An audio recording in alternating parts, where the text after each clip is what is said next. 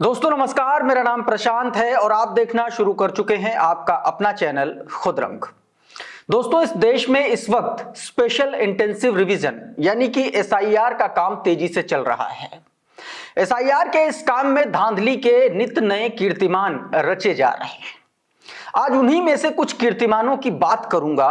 आपको बताने जा रहा हूं कि किस तरीके से मुख्य चुनाव आयुक्त ज्ञानेश कुमार गुप्ता और उनकी डीएम बेटी ने मिलकर के कैसे एक बड़ा कांड, एक बड़ा कारनामा अंजाम दिया। आपको बताऊंगा कि कैसे ज्ञानेश कुमार गुप्ता की बेटी ने चुनाव आयोग की पूरी तरीके से उसको एक्सपोज कर दिया। साथ में एसआईआर के नाम पर चल रही पूरे देश में धांधली, उस पर भी बातचीत करेंगे। बताएंगे कि आखिर बीएलओस पर दबाव कौन बना रहा है। बीएलओस पर इतना दबाव है कि लोग नौकरी छोड़ रहे हैं और सुसाइड कर रहे हैं। अगर आप सोशल मीडिया पर सक्रिय होंगे तो आपको इस तरीके की खबरें पता चली होंगी, और अगर नहीं होंगे तो अभी मैं आपको विस्तार से इन सभी घटनाओं के बारे में आपको बताने जा रहा हूं। सबसे पहले मैं आपको एक खबर दिखाता हूं। खबर जुड़ी है ज्ञानेश कुमार गुप्ता के खिलाफ महाभियोग से। खबर निकल के सामने ये आ रही है कि ज्ञानेश कुमार गुप्ता और जो अभी मुख्य चुनाव आयुक्त हैं उन पर, उनके खिलाफ विपक्ष इस शीतकालीन सत्र में महाभियोग लाने की तैयारी कर रहा है। महाभियोग यानी कि साफ साफ उनको कुर्सी से हटा दिया जाएगा। खबरें इस तरीके की भी चल रही हैं कि जिस तरीके से बीएलओस सुसाइड कर रहे हैं तो क्यों ना चुनाव आयोग के खिलाफ हत्या का मुकदमा दर्ज किया जाना चाहिए। तमाम सारे लोग ये भी कह रहे हैं कि ये एक ऐसा लोकतंत्र का इस तरीके से हत्या है लोकतंत्र की जिसमें सिर्फ ब्लड नहीं है, बाकी सब कुछ वैसा ही चल रहा है। सबसे पहले मैं आपको महाभियोग की खबर दिखाता हूं और उसके बाद मैं आपको बताने जा रहा हूं कि ज्ञानेश कुमार गुप्ता की बेटी ने कैसे चुनाव आयोग की पोल खोल दी। जरा ये हेडलाइन देखिए, अग्निबाण की यह खबर है। इस खबर में बताया गया कि बिहार हार के बाद एसआईआर के खिलाफ आर पार के मूड में विपक्ष नजर आ रहा है। ज्ञानेश कुमार के खिलाफ महाभियोग लाने की तैयारी, इस हेडलाइन में यह बताया गया है। इसमें साफ साफ बताया गया है कि विशेष ये जो गहन पुनरीक्षण का काम चल रहा है, विशेष गहन पुनरीक्षण का काम चल रहा है, उसे संसद के शीतकालीन सत्र में विपक्ष इस मुद्दे को जोर शोर से उठाने की तैयारी में है। साथ ही इंडिया गठबंधन के घटक दल और मुख्य चुनाव आयुक्त ज्ञानेश कुमार को पद से हटाने के लिए महाभियोग लाने के प्रस्ताव की संभावनाओं पर भी विचार कर रहा है। तो ये आप समझिए कि अभी शीतकालीन सत्र जब शुरू होगा तो इस बार का जो सत्र होगा वो बेहद हंगामेदार होगा। लेकिन सबसे बड़ा सवाल यही है कि जिस तरीके से इस देश में, इस लोकतांत्रिक देश में वोटों का हेरफेर, ईवीएम में गड़बड़ी और एसआईआर के जरिए मतदाताओं के वोट काटने का पूरा इंतजाम किया गया है, वो वाकई में कई गंभीर सवाल खड़े करता है।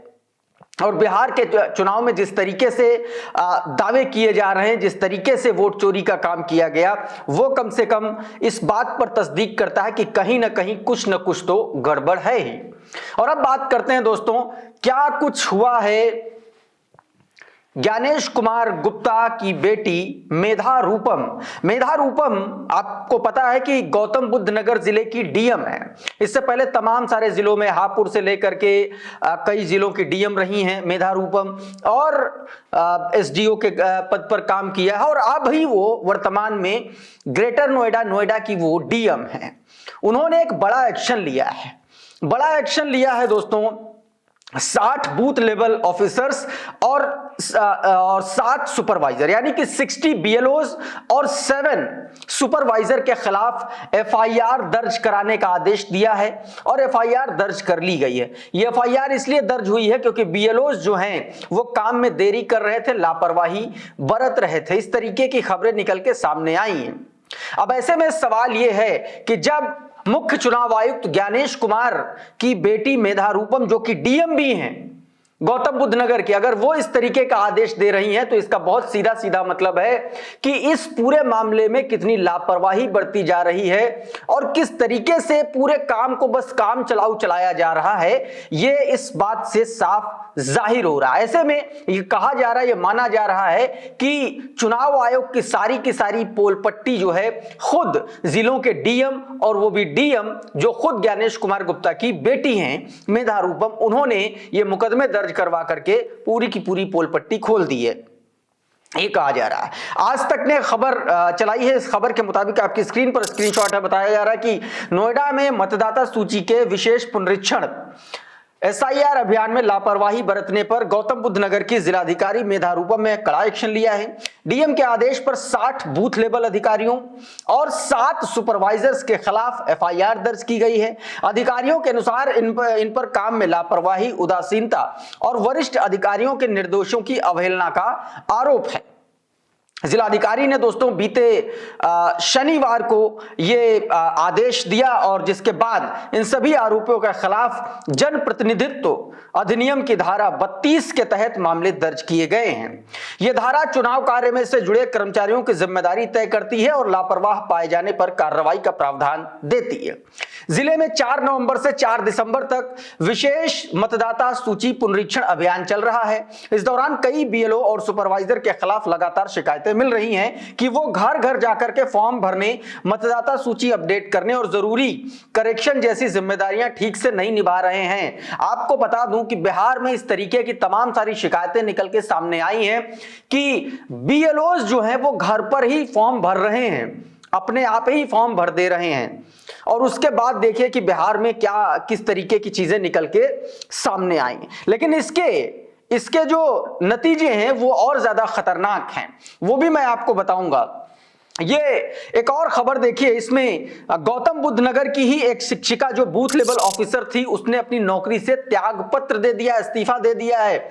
जरा ये देखिए आज तक की हेडलाइन, रिजाइन लेटर में महिला टीचर ने बीएलओ पद से इस्तीफा दिया और रिजाइन लेटर जो है वो वायरल हो गया, जिसमें उसने लिखा है कि मेरे से ये काम नहीं होगा, और उसने बहुत लंबा चौड़ा जो है अपना काम लिखा है। आज तक की यह खबर बता रही कि उत्तर प्रदेश में इस वक्त एसआईआर चल रहा है, जिसके तहत नोएडा में भी यह काम तेजी से चल रहा है। इस बीच एक सहायक महिला अध्यापिका द्वारा जो बूथ लेवल ऑफिसर भी है उसके पद से इस्तीफा देने का मामला सामने आया है। सेक्टर 94 स्थित गेझा के उच्च प्राथमिक विद्यालय में कार्यरत अध्यापिका पिंकी सिंह ने जिला निर्वाचन अधिकारी को लिखे पत्र में वो शिक्षण और बीएलओ दोनों जिम्मेदारियों एक साथ निभाने में सक्षम नहीं है। पिंकी का रिजाइन लेटर भी वायरल हो रहा है।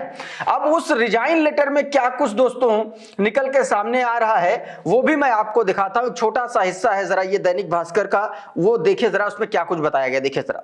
नोएडा में सरकारी स्कूल की टीचर ने काम के प्रेशर से परेशान होकर इस्तीफा दे दिया और बोली, मुझे सेक्टर 33 रॉकवुड स्कूल में मतदान केंद्र की बीएलओ की जिम्मेदारी सौंपी गई थी। मेरे भाग में 1179 मतदाता हैं। मैंने एसआईआर के 215 फॉर्म फीड कर दिए हैं। अब मुझसे ये काम नहीं होगा, न टीचिंग का काम हो पाएगा न ही बीएलओ का। तो दोस्तों इसमें साफ साफ कह दिया गया हम दोनों जिम्मेदारियां एक साथ नहीं निभा सकते हैं, ये बात कह दी गई है।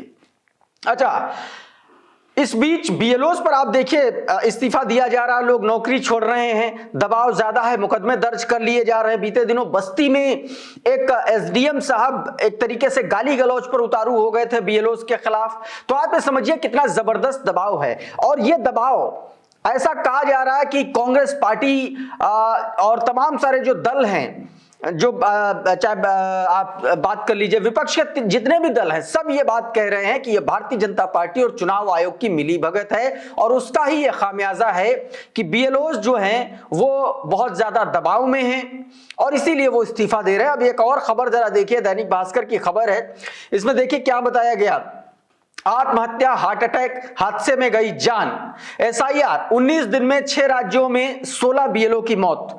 यह दैनिक भास्कर की खबर है, जिसमें यह बताया गया कि किस तरीके से दबाव के चलते किसी को ब्रेन हेमरेज हो जा रहा है, कोई सुसाइड कर ले रहा है, इस तरीके की तमाम सारी घटनाएं सामने आई हैं। इसमें देखिए बताया गया बंगाल में दूसरा सुसाइड, अब तक 3 की मौत हुई है। गुजरात में 4 दिन में 4 बीएलओ की मौत हुई है, एक ने जान दे दी।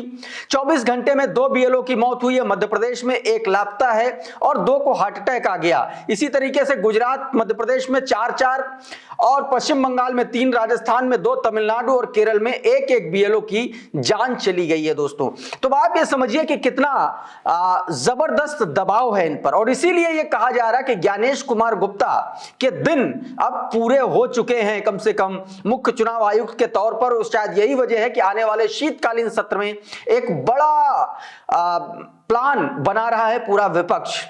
अब देखना होगा कि शीतकालीन सत्र के दौरान इलेक्शन कमीशन के खिलाफ क्या कुछ होता है और मुख्य चुनाव आयुक्त ज्ञानेश कुमार गुप्ता पर किस तरीके का एक्शन होता है।